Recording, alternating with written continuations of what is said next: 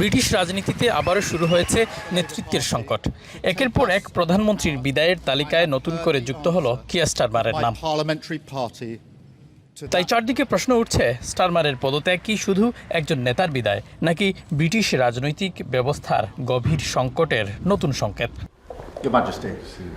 ক্ষমতায় আসার পর স্টারমারকে ঘিরে বড় প্রত্যাশা ছিল সমর্থকদের মধ্যে, কিন্তু সরকার পরিচালনার শুরু থেকেই নানা চ্যালেঞ্জ মোকাবেলা করতে হয়েছে স্টারমারকে।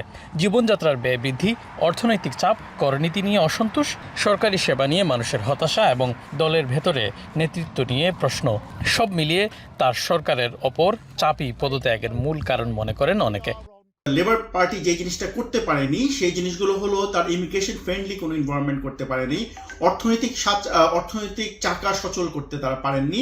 এই দেশের সাধারণ জনগণের সচ্ছলতার জায়গা, বরোইং ক্যাপাসিটি, ব্যয় করার ক্যাপাসিটি ইনক্রিজ করতে পারেননি।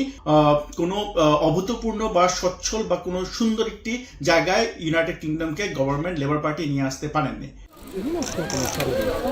এছাড়াও স্টারমারের পদত্যাগ শুধু নেতৃত্বের পরিবর্তন নয়, বরং এটি ব্রিটিশ রাজনীতির গভীর সংকটের ইঙ্গিত দিচ্ছে বলে মনে করছেন বিশ্লেষকরা।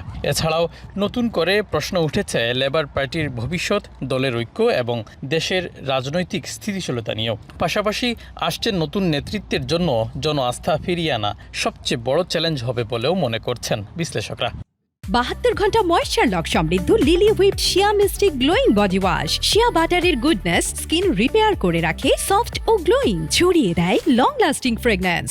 এই চরম অস্থিরতার কারণে যেটা ব্রিটিশ রাজনীতিতে ঘটবে সেটা হচ্ছে চরম ডানপন্থী দলের আবির্ভাব ঘটবে। ইতিমধ্যে ঘটা শুরু হয়েছে। অনেকে বলছে চরম ডানপন্থী দল আগামীতে হয়তো সরকারও গঠন করে দিতে পারে, আবার কেউ কেউ বলছেন যে সরকার গঠন না করলেও হাং পার্লামেন্ট হতে পারে। তো এগুলো খুবই শঙ্কার বিষয়। এছাড়াও স্টারমারের বিদায় আবারও পুরনো প্রশ্ন সামনে এনেছে।